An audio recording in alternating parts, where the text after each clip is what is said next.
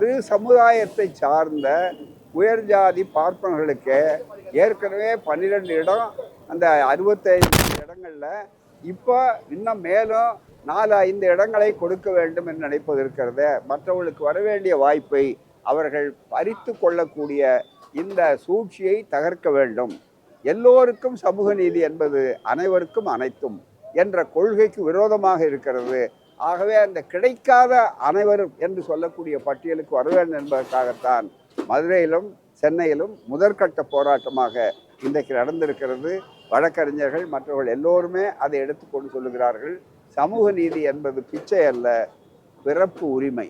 சட்டப்படி, அரசியல் சட்டப்படி அளித்துள்ள உரிமை, உச்ச நீதிமன்றங்கள் உறுதி செய்யப்பட்டுள்ள உரிமை.